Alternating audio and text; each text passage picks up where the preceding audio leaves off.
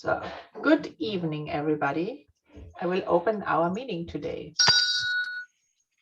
Dun, dun. So, who want to start? The speaker will come later. This is what was a little bit confusion with the speaker because Deb tried to reach out and she get no response. And then finally it came out, she texted or she emailed Linda and there was no answer. So, and today was a little bit emergency situation for her because she didn't know if she can come over or not.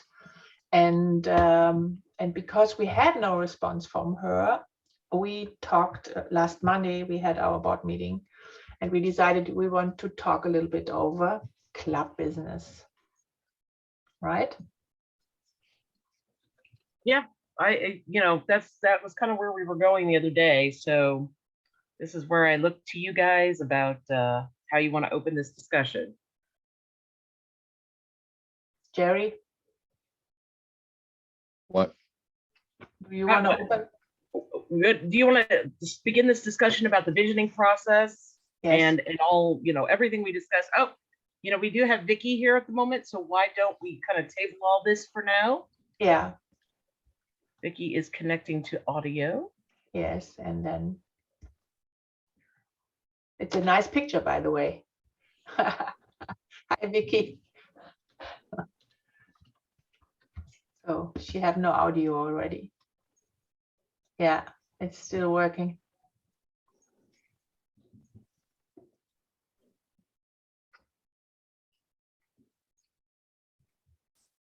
Oh, you're muted.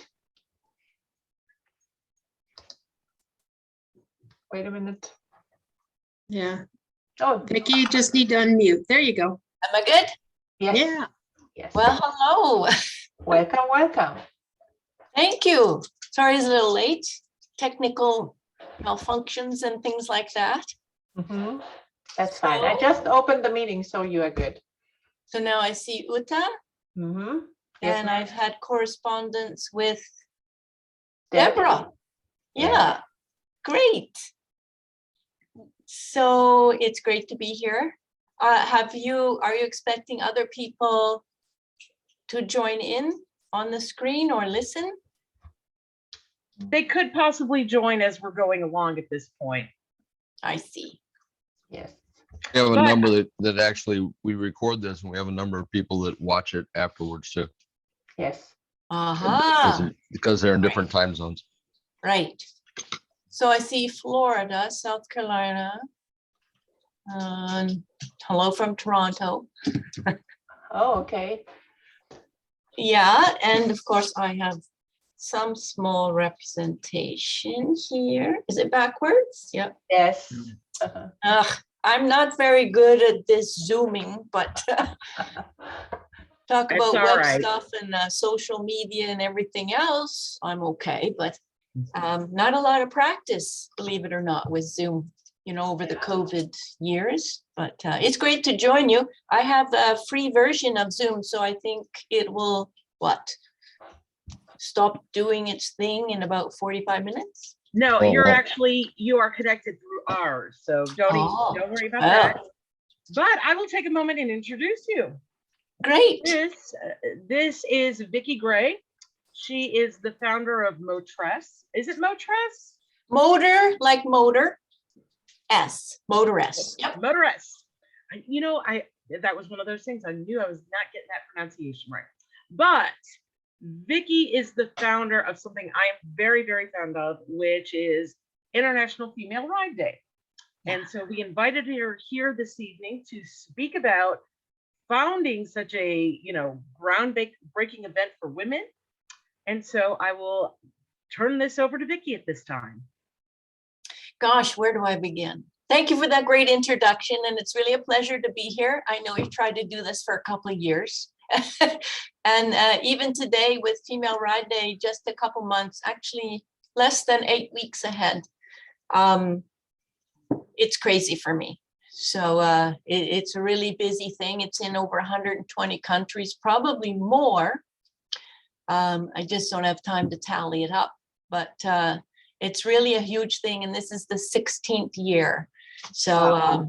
but everything I've done in my life with motorcycling has kind of led this to happen. So it's just part of the many things that I'm busy with. So I'm not sure how far you want me to dive into it, but I know that a lot of people always ask me, well, how did you come up with this idea? Is that a good question to That's a speak good to? question. Because being a woman in motorcycling for many, many years, and I've lived in other countries. I lived in the Caribbean, and I'm Dutch. I naturalized. I've lived in the Netherlands. And when I returned to Canada here, though I can't say it's really returning because it's never going back. I've learned in life there's no going back to anything. But coming back here, everyone kept saying, oh, it's nice to see more and more women riding motorcycles. And I tell you, I'm sure you've heard that too. Every day, oh, it's nice to see more women. And I said, wait a minute here. I said, women have always ridden. If you think back to the late 1800s, the bicycles and such that were with motors on them, women did that a lot. And then all of a sudden there was a gap, and then I guess we took to other things. So I thought, you know what? Sometimes women's lives are just so busy. Sorry, fellas, but maybe you have the same busy lives, being mothers and wives and career women and whatever, juggling everything. I thought, if I ask women to just get out there on one day, then we'll show everyone how many of us there are. And I think what's important with this day too is that, and it started on a Friday before I changed it Saturday, because in Europe, Friday is a casual day at the office, right? And everyone can come in jeans and, messy sweatshirts or whatever. So I thought a Friday is a great day for a woman to ride her motorcycle into work. So anyway, that was the concept, just get out there on this one day, synchronized, and we'll show everyone how many women actually do this. So that was the whole reason for it. And I started that here in Toronto, and I thought, let's just, expectations, make it national. But right away, women in the States joined in. So that was 2007, the first one. And year after year, it's just grown and grown. And I have incredible stories to tell about what women have done around the world. And if you ask me a country or a place, I'll probably say, yep, the women are riding there. So it's really, really quite special.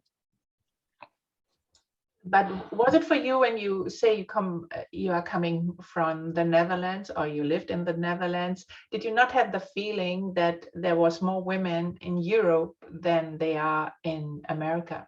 Yeah, good. And that's exactly the reason why I did that here too, because in Europe, it's very normal, even in the Netherlands, bromfiets is like a moped. Everyone's from a very small age riding a souped up moped. Up to 50 cc's is allowed on the bicycle path. And it didn't seem like such a phenomenon back here in North America. Yeah, so that's why I said, there's women riding all the time. In fact, many, many more than we realize. So that was the whole initiative. But everything I've done since I became a motorcyclist, I never really thought about the woman factor until I started racing in the Super Sport 600 in Europe. Mm-hmm. And there were very few women, and there still are today, very few women in fact, no one's made it really except back in the, early 60s or something into the MotoGP. Mm-hmm. So I just realized, to me, it was always normal. I never really thought, oh, hey, I'm a woman doing this. I just do things. But it was when I started racing, I realized that as an instructor, race instructor too, that I really wanted to break the stereotype and also break the perceptions, because women have a perception of what you must look like or be like in order to race. And I wanted to change that. And also change the perception of women in motorsport. So that female riding, motoress, and Race Girl was the other nonprofit I had. All of that has just been, you know, because I just want more people to enjoy motorcycling and especially women. Mm. Very cool.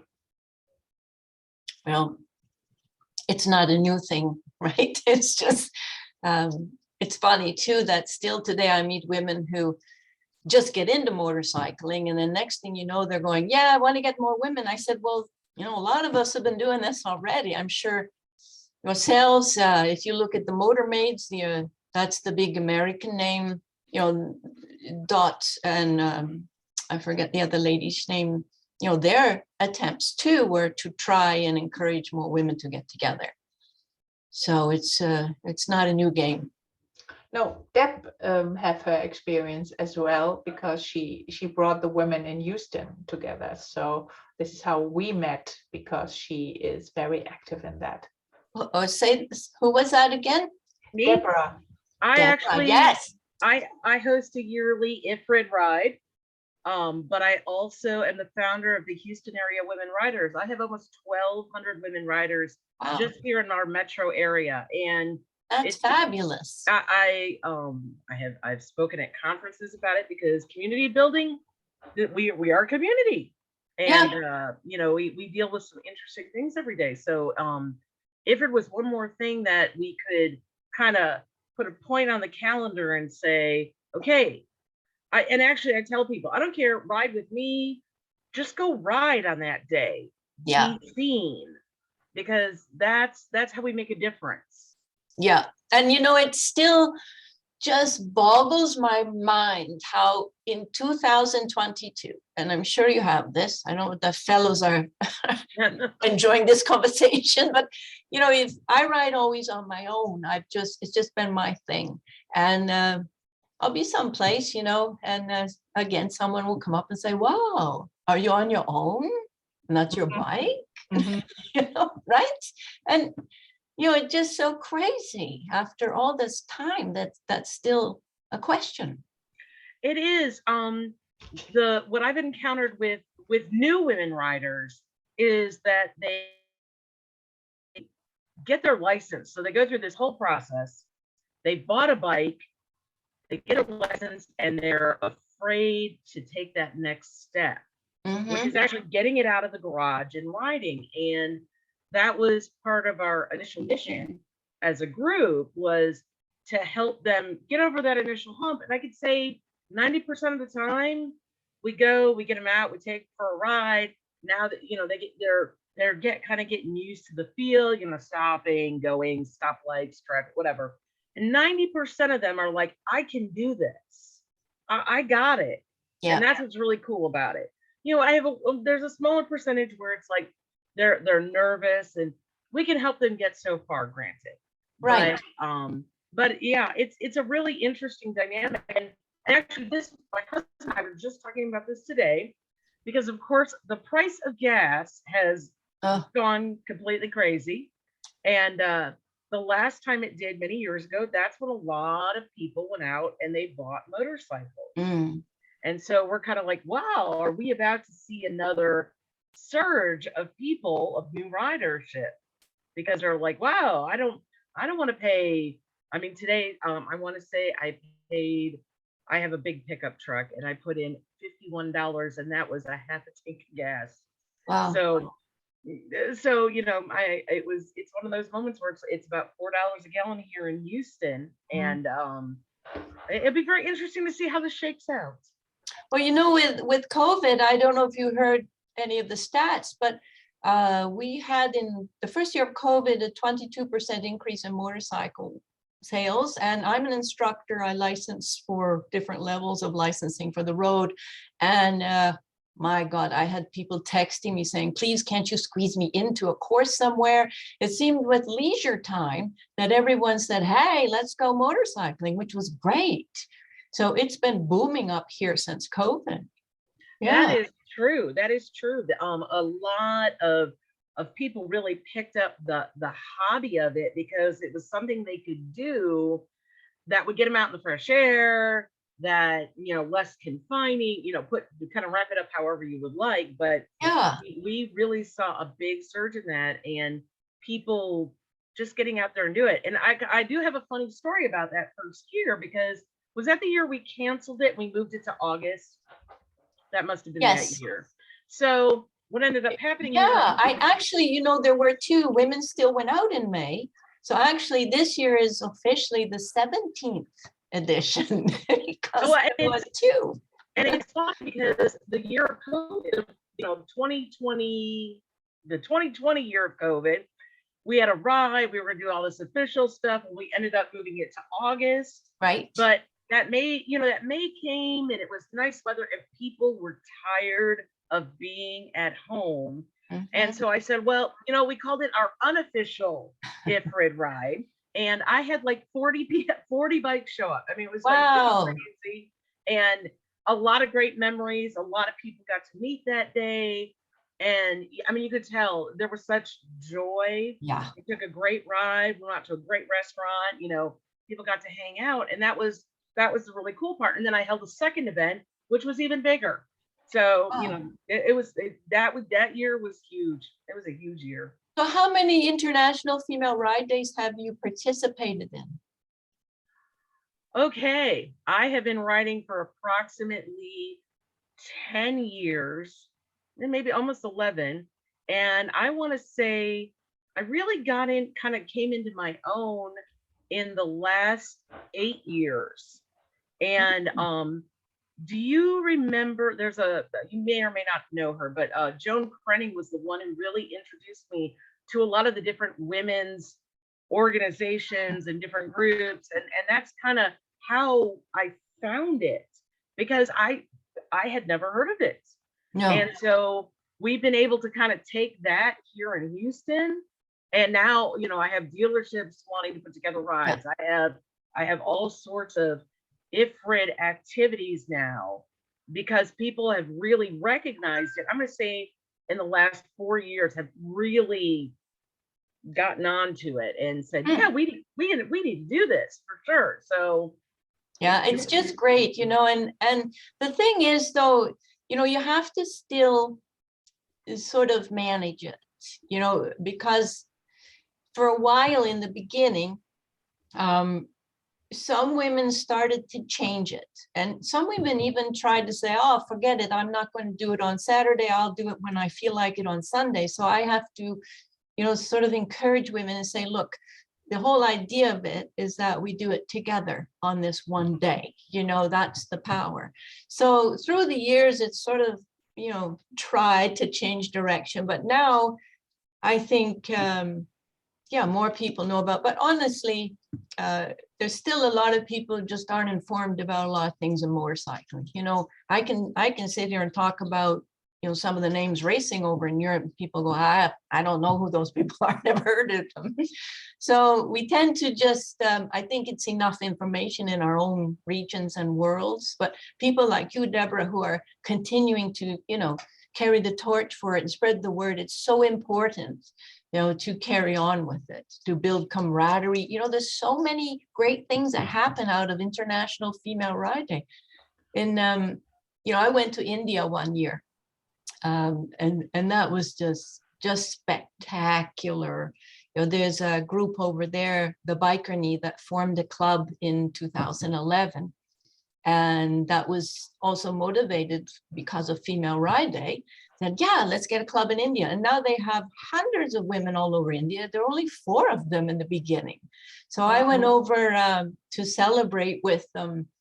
And it was, it's just unbelievable. It's an amazing, just amazing stuff. We have recently had Michelle Lamphere from WEMA USA. She's the president of that organization, and and I am actually a member. And it was one of those things I came across that I was like, wow, this is really cool. And knowing that there are WEMA organizations, and I can't tell you how many countries it is now. But it was so interesting that, the opportunity, it's come up, they call it their Chickastan ride. And I believe they rode, I want to say this year they rode Afghanistan. Oh, not Afghanistan, Pakistan. Yeah. They rode in Pakistan, and it was amazing pictures. And this is going on, you know, this year just, you know, next year it's another country. We're going to have a big national meeting, and it's great because I think it really unites women to coming out to ride. Yeah, and you know, going beyond comfort zones. I do a lot of teaching on that as well when I instruct people or you know, give them better skills to have more confidence. And I know you were talking about that when you take new women riders with you. And I've discovered, and you know, this is my big aha moment was when I started racing. You know, I started racing just because I wanted to do it, not because of a husband or a boyfriend or a father. You know, I just walked into it. So I had to learn everything. And I discovered a whole bunch of things that didn't work for me. And it was that moment I realized that there's all types of small adjustments that you can do in your skills, in the motorcycle, in the setup, in just fractional things that make huge differences. So as an instructor, I've also studied in Japan and in France, and you know, I pick up this information all along the way so I can be a better instructor, so I can show people these small techniques that'll make things easy. And you know, with women, one of the big things I like to do, it doesn't matter how big your motorcycle is, I like to show, I'm sure you do this too, how to walk it. You know, walking it like a bicycle. You know, it doesn't matter how heavy the thing is, it's all about technique. And then, you know, when you embrace that, your confidence moves up. But, you know, sometimes, you know, I do this when I'm teaching too. I say, I'm not going to push you. I'm going to pull you out of your comfort zone. You know, just slowly pull you. And yeah, it works. But for when I went racing, I had such issues, and the guys would just say, well, we don't have that problem. You know, coming hot into a corner from 200 or whatever and having to cram on the brakes. I didn't have muscle, but I figured out some adjustments on the front brake and made it a piece of cake, but the guys never thought about that. We have a growing track day movement. Some of it stems from, don't do 200 miles an hour on the highway, please. Right. Take it to the track. You know, it's probably more safety oriented than that, but I have women who go out and do their first track days and come back, they're like, oh wow, that you know, that was awesome, and now I want to buy this other bike, and you know, that's gonna be my track bike. And it's like an illness at that point. Now they become just absolutely entranced by the experience of it. And it's some great stuff. And you know, it's motorcycling is so interesting because there's so many different facets to it. Mm-hmm. Because this last year I got really involved with the motorcycle cannonball. Oh yeah, the cannonball run. And that's like a whole crazy sport in itself. It's, you know, people riding 100-year-old motorcycles for, you know, several thousand miles. You know, I go and I look at my relatively new bike and go, yeah, no. Easy. Yeah, it's easy in comparison to these guys who, you know, they're out there building them on the side of the road when it comes. I know, I love that. There's so many aspects of motorcycling to explore. Yeah. Exactly. Tell us a little about Motor S so that everyone can kind of understand what you've got going on there. All right. So that Motor S used to be Race Girl Motorsport. So when I started racing, I was teaching, and I said, hey, I want to make a nonprofit as well because I still want to teach. And it also brought out a brand, you know, that I wanted to use to encourage women. So I created Race Girl Motorsport, and it was very successful. And the first year I started racing, you know, first off, it was the first website in the world for women anywhere. I know that because I've been in the digital business and telecoms for many years over there. And so it was a game changer. But what happened is that I discovered that to get women onto motorcycles and then say, hey, go racing was just too big of a step. So Race Girl had its limits. I decided to rebrand it to Motor-S, and the word again, motor is Dutch for motorcycle. So, you know, if you're in the Netherlands and you say, I have a blue motorcycle, you say, hey, my motor is blauw. You know, so that's where the name came from. And then S, because at that point, I just, you know, I'm a woman who enjoys femininity. I also like getting dirty and, you know, doing whatever with farming horses, forklifts, whatever. And I just thought that Motor-S would emphasize the feminine, the female aspect of motorcycling. So I rebranded Race Girl to Motor-S, and Motor-S is an umbrella for off-road, cruiser, sport bike, racing, whatever you like. It's the one brand that I try to cover, you know, all the ground on. And it's an online magazine. I think it's kind of evolved to more of, you know, people today call it a blog, but its sole purpose is education. I wanted a place where women could go and get the facts. You know, with motorcycling, there aren't, I know we're just meeting each other, but in my experience, I found there really aren't a lot of people of authority that really know what they're talking about. A lot of people in motorcycling say, share information from their personal take. So I'll give you an example. When I'm teaching or when I'm around, I'm a member of the Vintage Club here. And when I'm around these people, and we're talking bikes, a lot of them say, oh, don't buy a sport bike because if you want to go long distance, it's terrible. Or don't buy this bike because, you know, there's this wrong and that. And I always say, stop, it's personal. Because I can go anywhere on a sport bike. You know, I can go, I did all over Europe on a sport bike and it's comfortable for me. But if you have a sore back or you can't handle a couple hours, sure, maybe you need a touring bike. So I just found that there's a lot of too much personal stuff. So Race Girl and Motor-S gets through all of that. You know, the content on there is to help people get the reality on things. And for women, unfortunately, like me too, I didn't grow up tinkering with cars or, you know, using tools or things like that. So a lot of the technology and the learning curve was a little bit bigger. And it's also for men. You know, I know men that don't, you know, I knew a couple of years ago, didn't even know where a radiator was in a car. So, you know, to each their own, but the whole goal of Motor-S is to provide information that you can actually use and in a language that you can comprehend. And yeah, that's its purpose. And it's just hard because I do it all myself. So I maintain the website, you know, the techie part, all my platforms, and I write all the content.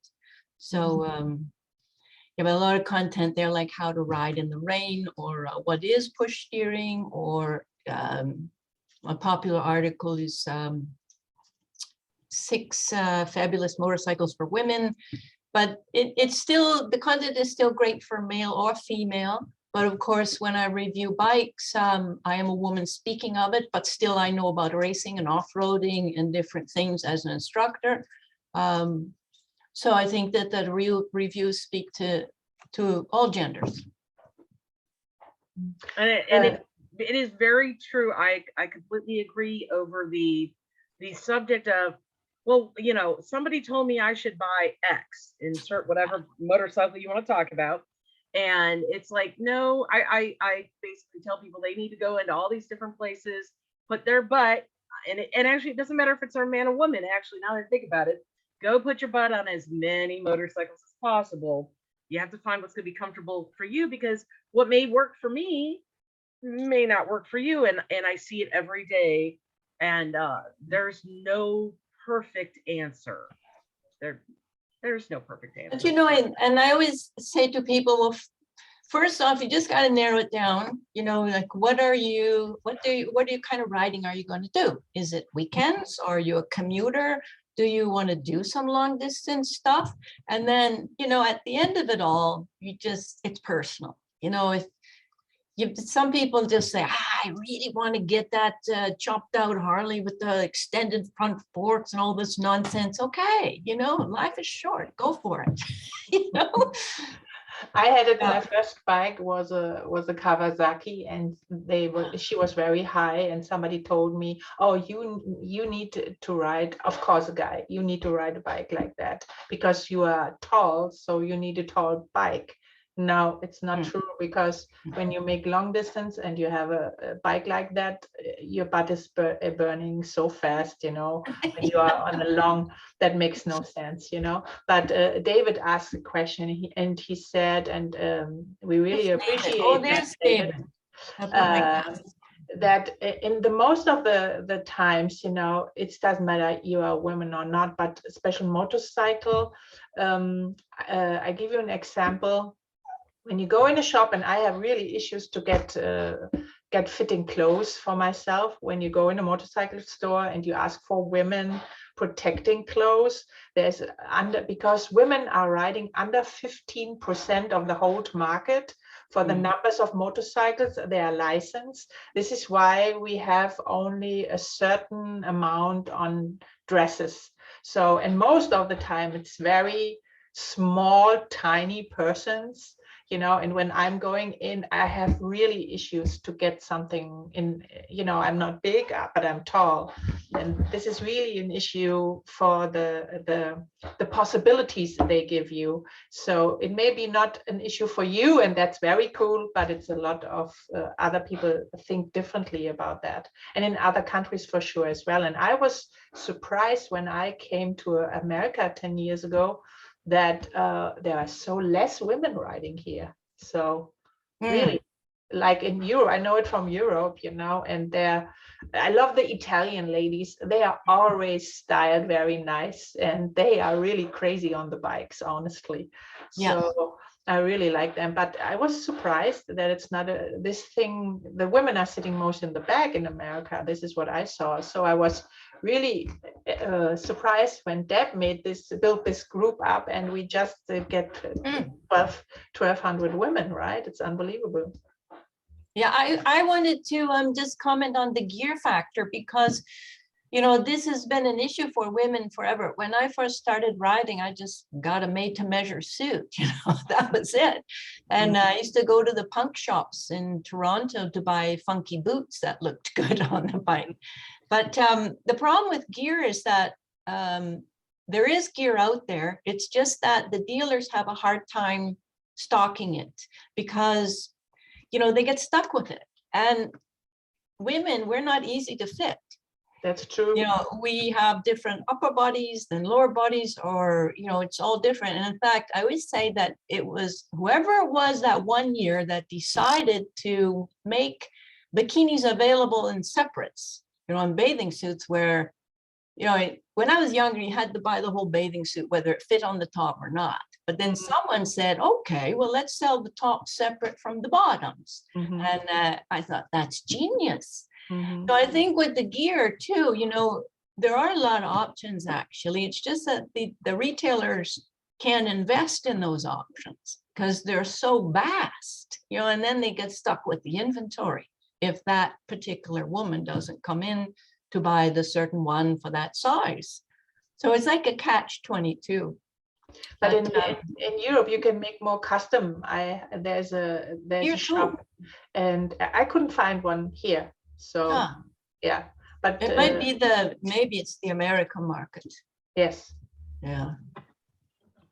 Yeah. It is always changing. It's always changing now. Yeah, and things have become modern. There's lots of in gear, there's new technologies, and you have Gore-Tex and Kevlars, and Kevlar stitching is now put into denim. It's amazing, the things that are available, unlike in earlier years. Yeah. So do you make events for the Women Day of Motorcycle? For International Female Ride Day? Yeah. I used to, but now my thing is just to go accept invitations to other countries. That's actually something which I enjoy to do, but with COVID, I haven't been able to. Mhm. So Toronto was sort of my responsibility for many years, and I'd organize to a great extent for the ladies here. Again, I'm not. I just go other places now. Mhm. So- Okay, so I'll ask the burning question. What are you riding now? Well, I'm very lucky. As you might know, I test ride bikes for the manufacturers, so I can pretty much get anything. I own a Triumph Speed Twin. I went on the press launch for that and fell in love with it. So I bought one. I have, I've always been a Ducati person. I started racing on Ducati. So I have a Ducati 749 Dark. That's my sporty bike. It's a super bike. And then after being in India, you know, you can't go to India and not be on a Royal Enfield. Big Exactly. beloved brand. So when I came back, I said, I have to buy a Royal Enfield. So I actually found one, and it's actually the only one like it in Canada. I think it was smuggled in. And it is just a blast. You know, it's old school. It's when you ride it, it's just like tick, tick, tick, tick, tick, you hear everything. I love it. And at the moment, I'm thinking of buying the new Kawasaki KLX 230 that they brought out this year, because they lowered it. And you know, the KLX is such a popular bike, but it's a little tall for me. So, but we're having troubles right now getting bikes. I think you guys too.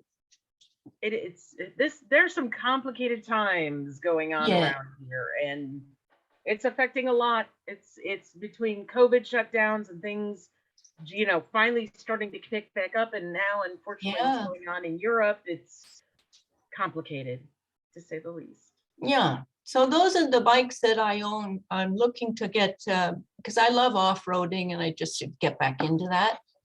But when was it? Fall, I had the new Indian Dark Horse to test. And I'm actually going to go to Quebec for International Female Ride Day this year, because I've never celebrated in our French Canadian zone. So I'm going to ride up there. I'm hoping to get an Indian model to take up there. They have had trouble giving me test bikes because, again, COVID and getting stuff across the border. And I've also got lined up a couple of the new slingshots that I'll be riding, and those are super fun. And then we'll see how the rest of the year, the bikes I need to test. So there you go. I think, you know, I'm not married to any particular brand, and I love the fact that I can go and ride all these different things, and you find something new, you find something that you like. Maybe I find something I don't like. Occasionally that does happen, and that's some of the fun of it. And, so what are you riding, Deborah? What's your motorcycle? I currently own, it's kind of a funny story. I have 3 Yamaha Roadliner Stratoliner. So I have a couple of the 1900s right now. And it's funny because I realize, once again, because they're older, I have a 6, a 7, and a 14. My husband rides the 14. I ride, and we have what we call his, mine, and ours. So we're very interchangeable that way, except my husband put 16-inch apes onto his. So I don't ride his. Yeah, no. I don't mind though, but they're I don't feel I can maneuver as well. And that's a problem. I feel like I look like the little kid because my hands are like up here somewhere. I'm like, yeah, no, that's not gonna work for me. But what I've realized personally is that I really need to start thinking about what do I want to ride next. And I'm lucky, you know, once again, living in a large, you know, one of the, what are we, the 4th largest city in America. You know, I get dealerships bringing bikes in all the time. We have test rides, you know, and we love to go out and do that. Love, you know, it's like, oh, you've come out with something new? Oh, okay, I'll come and ride it. And you never know. I never know. And I've just been in a mode of, hey, I'm going to go try something for fun. Now, our president here, she is a BMW girl, and I'm going to have her talk about I could tell.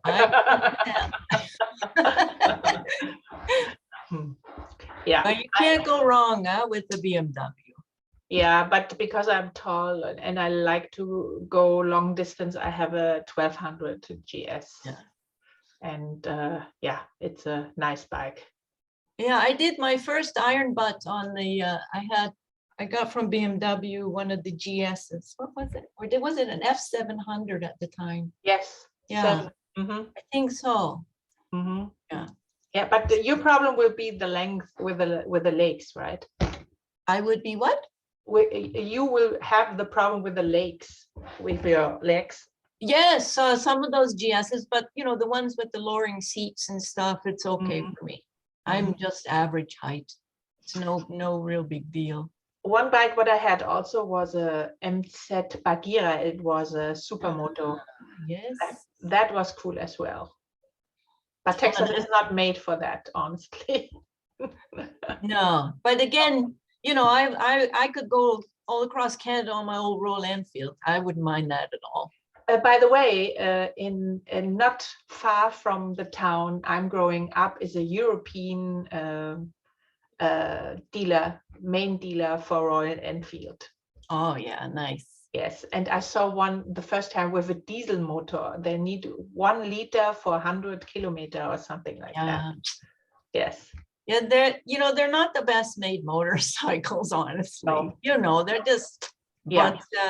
But in style, very stylish. special. I think Yes. that's special. You know, Yeah.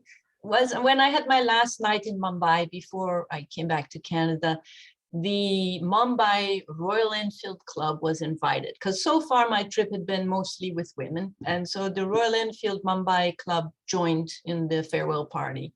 And it was packed with all these guys that had customized their Royal Enfields. And it was so interesting, you know, just such a passion for it. So that was I quite cannot fun. believe India, when you think India is so traditional and then so many woman rider over there. Wow. It's changing, impressed. but it's still very difficult because the women that I rode with, you know, are very independent women. But of course, they have their traditional lives as well. But they told me one story I won't forget, that one woman wanted to join the club, and in order to get permission, they had to go to the home and speak to her husband. Yes. And ask for permission that she could join this women's riding club. So, you know, we don't realize in this part of the world, you know, how really easy things are for us. That's what fascinates me about women riders in the Middle East. Yeah. You know, and they are becoming a force, and Yep. it's really fascinating to watch. There's a woman I'm actually trying to line her up to come speak, and she's riding all over in the area, and it's fascinating. It's been fascinating to watch. It's not easy, you know, it's the same for us, you know, even, you know, I have quite a number of stories I can share, you know, as a woman who raced on her own. And also I've been to some journalistic events where it's all male journalists, and I get treated different. It's no doubt, you know, and I'm not a woman who has radar up. I don't measure things and look for these problems. Just at certain circumstances, you realize, you know, you're not quite accepted. So that's okay. That is. Gentlemen, any comments, any questions? I don't know. I feel like this is a conversation between the women in the room. So I want to open the floor and be like, hey, what do y'all have to say? Any questions, anything? Yeah. Actually, I've got a question for Vicki. And all of your instructing, did you ever teach brand new, never ridden before riders? All the time. Okay. So you start from scratch and move up all the way then? I can. Yep, that's but at the moment, what I spend most of my time with during the summer is I license advanced riders for we have a graduated licensing system here. Okay. So, but I have always for many years just taken a person who's never even seen a motorcycle before. Yeah, no problem. You know, I was going to say, I forgot what I was going to say. Oh, well. Oh, I was going to ask, no one here has offered to rescue me yet because I'm sitting in the middle of a highway, as you can see. But maybe you like to come down, visit us in Houston, and then you I can would. you can make something. I would be interested to make something like a training, you know, like a Oh, construction. I love doing that. Because you mentioned before that you know, you carrying the bike like you would make it with a bicycle. I'm not doing that. I'm sitting on the bike. I feel more comfortable when I'm sitting on the bike and then moving, you know, because my legs are long enough to do that, right? Yeah, and you know, this is a great point you make, because initially it doesn't feel right, but the more you do it, and the technique is really important. It's all about that. And even here, I'm a member, like I said, of it's called the Canadian Vintage Motorcycle Group. It's a very old club in Canada, and we have different chapters. And since I'm a member, but I'm not that active, but I try. But every spring now I offer spring refresher. And, you know, these are people who have been riding all their lives, but still, you know, it's good to have a refresher about, you know, the traffic awareness, you know, all of those things, because even now it's, you know, it's worse with distracted drivers. But I would love nothing more than to come down and we have a workshop, you know, even things, you know, what I love to do is a refresher in collision avoidance, like emergency braking and emergency swerving and cornering, that kind of stuff. Because, you know, those skills have to be honed and practiced. And I always say that what you practice and rehearse as a routine is how you will behave in panic.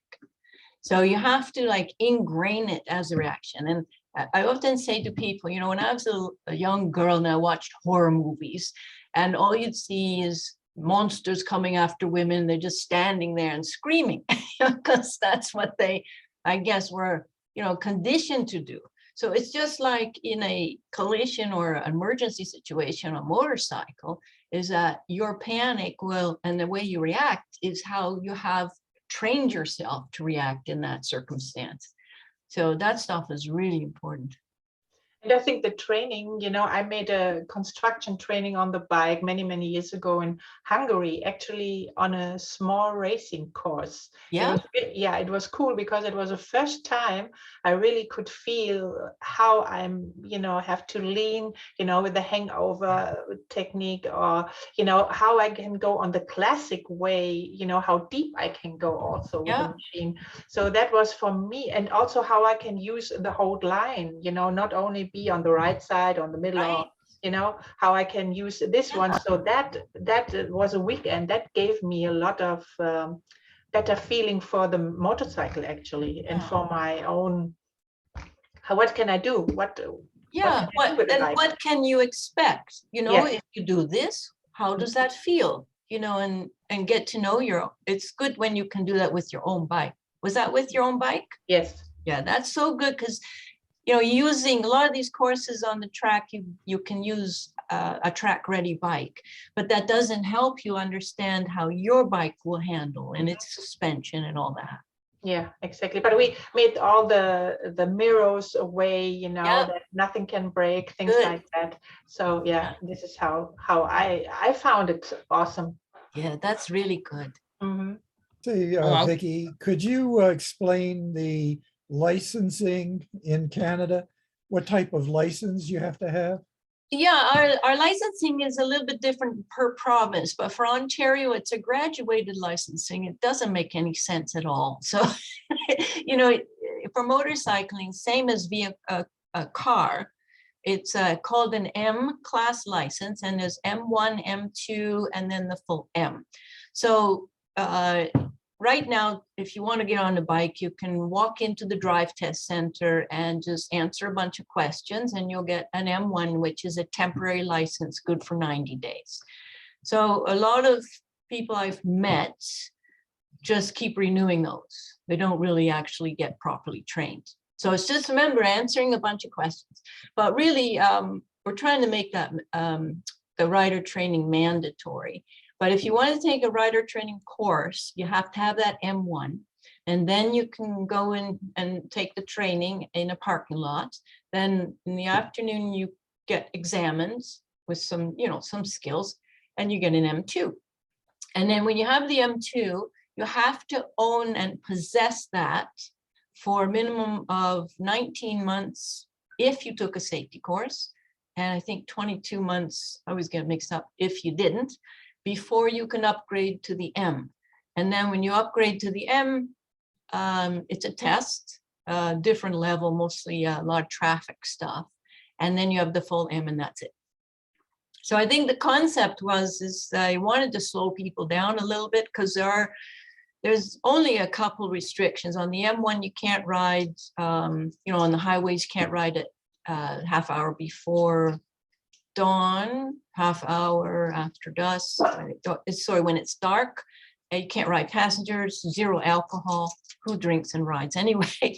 And then the M2 has no restrictions other than 0.8 level of alcohol. Again, that's really stupid, because you didn't drink and ride anyway. And then the full M. So it's a bit crazy, actually. But thank you for explaining that, because any of us that belong to forums and between licensing in Canada versus licensing in the UK, people will go on and you're like, I don't know. I just, and what's good, because the US is almost sometimes the wild, wild west when it comes to licensing. It's like, I have no idea that, but it makes sense when you really get into it. Yeah, I think it's, it really doesn't serve much purpose, even the M1. Imagine that no one who's ever ridden a motorcycle before can possess a license to get on the road. What they're trying to do more and more is that you can't get insurance with an M1. So if you have a young person who says, yeah, I want to get the GSXR and get out there and be crazy, you can get an M1, but no one's going to insure you. But there's even loopholes around that, where some kids, will go on the piggyback of their parents' insurance policies. And the whole bottom line up here is, this is why motorcycling has such a bad reputation, because there's so many accidents, because people don't get trained. People would just get trained, then go through and learn the skills, we'd be okay. But, we hardly have a population in Ontario of motorcyclists, but in the summer, there'll be a fatality a week, just in around Toronto, which is crazy, when you look at the amount of people riding. So the problem is that, it's just still not taken as seriously as I would like it, because, with riding, I believe there's risks, but I believe 99% of them can be controlled and prevented by you.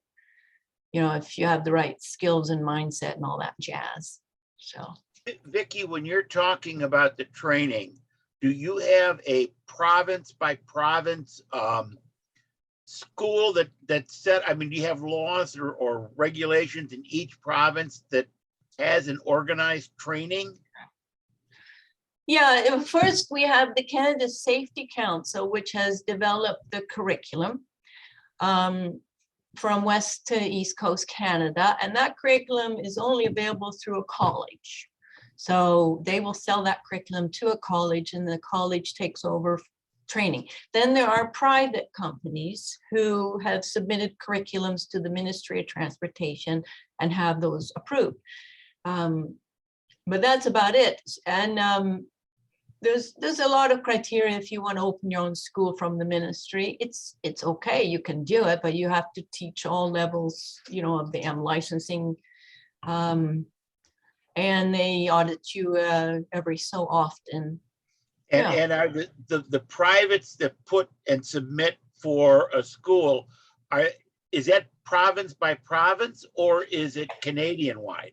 Yeah, it's province by province. And like in BC, they have different regulations than Quebec as well. I think, the Quebec licensing program changed a few years ago, and I still can't quite grasp it. I'm not clear on it, but it has to do also with the plate that goes on your bike. They made the plate very expensive based on level of training. So there are many variations. However, Canada-wide, it's pretty strict. You know, you need to get the license properly. Right. Except again, you know, the M1 is just a joke. But well, and I'm sure that you have the same problem we have here, and that is people will ride without the license because they want to ride and they either can't get into a course or think they're better than getting into a course. But how does it work then in the States? To get a Well, license? in the States, we have the Motorcycle Safety Foundation. Right. And they pretty much throughout all of the state. Now, the state has to be the one to initiate it. So my home state of Virginia, we have DMV that runs the program, and we Right. have community colleges and private concerns that are sanctioned through the state DMV to offer the Motorcycle Safety Foundation course. Right. That's very similar. Okay. But if I'm living in Florida and I want to learn to ride a motorcycle, is there a temporary permit I can get? Or do I have to take training? In Florida, I believe you can get a temporary permit, a learner's permit. Yeah. Um, You Really? can in Georgia too. Yeah. Yeah, in Ohio, it's a learner's permit. Yeah, and you can ride I'm in Florida now because it's too darn cold up north, but I'm actually from Virginia. And- Oh, I like Virginia. I've been to Richmond for a female ride day one year. Excellent, Oh, excellent. we had a blast. I live down on that little creek they call the Atlantic Ocean down in Virginia Beach.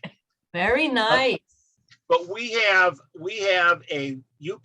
if you go through one of the state sanctioned training courses, they will give you your license. Right. You don't need a learner's permit. Right. If you don't want to go through the training, then you can get a learner's permit that you have to hold for 9 months before you can Oh, go take your test to learn how to, to get your M classification. Guys, so when Hey, you, guys. we need to make an introduction. I'm sorry to interrupt you guys, but the meeting is pretty much over and we have a guest tonight. And Jerry will say something for that. Well, but Vicky, I want to thank you so much for coming, and I would love to have you come back again. I will And come to Houston. yes, well, let's do it. This Yes, has been great. It's really been a pleasure. Well, thank you so much, and we will reach out to you very soon. Okay. Very good. Thank you. So what do I much. do now? you can Do I still stay. Click something? There should be a red leave button on the bottom, and it'll At ask. the you bottom. to go, Oh, and- there it is. So you guys are continuing, but I'm going to exit. I think I'll try this corner up here. What do you think? Okay, you take that corner, and we'll see you Yeah, again very It's soon. awfully quiet here. It's a pleasure. Nice meeting you you. all. Thank you, Vicky. Bye-bye. Have a good evening. Bye. Thank you, Vicky. Hi, thank you. Pleasure. Bye.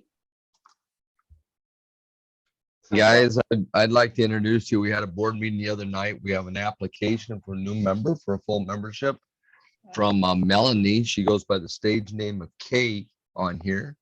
I hope she's listening. Yep, and she's going to unmute There she herself. is. Melanie's applied to be a full member of our club. She's a Rotary legacy. Her father started the Wayway Rotary Club in Huehuetenango in Guatemala, and he is also the lead guy for the cataract surgeries that have been done there for many years. And Melanie, I won't get used to calling you Kay, dear. But Melanie is been a translator for a lot of those missions, and she actually works for I think it's an American medical company, isn't it? That and she does translations for them. And so I'd like to introduce, and then just to tell you all about the process here, we formally accepted her as a prospective member at the board, and we go through a 2-week process right now. And in case there are any objections, we don't expect any, but whatever. And then at the end of 2 weeks, we will actually make her a full member. So I'd like to turn the floor over to Melanie to say a few words to us, and then we'll go from there. Thank you, Jerry. Thank you. Good evening, everyone. It's a pleasure to be with you again.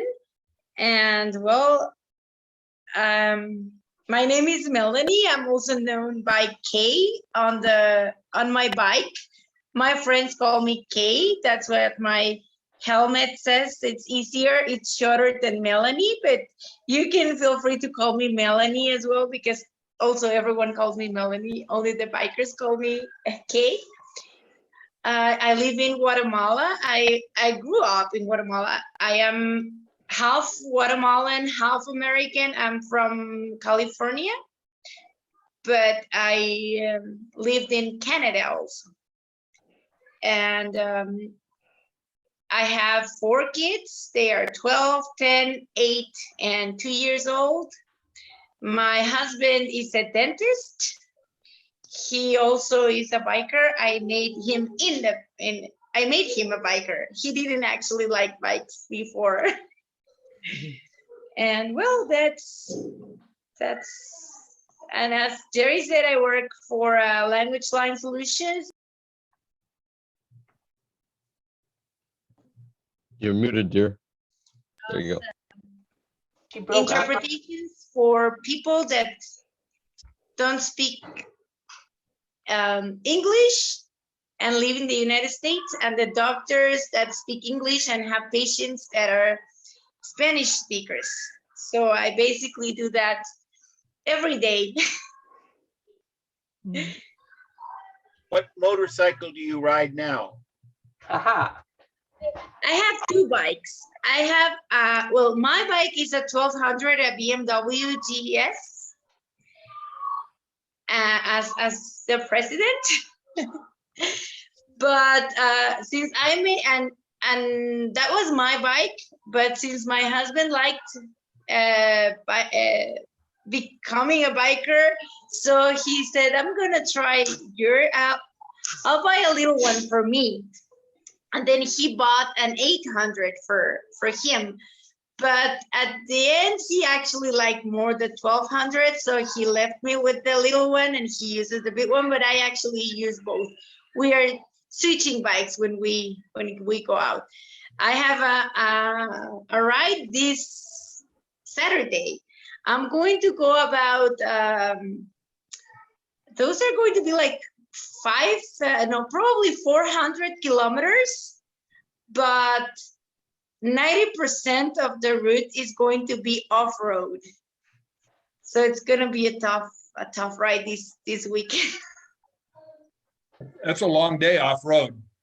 Yes, Is he gonna ride with you on that off-road ride? yes, he is. He's coming with me. I'll take the little one this Saturday. Welcome, glad to have you. Yeah. Well, I'm gonna propose something that since he's not opted to join our club yet, I think we should have a club ride when I'm there in May, and it'd be you and me on your bikes. What do you think? Yes, that'll be great.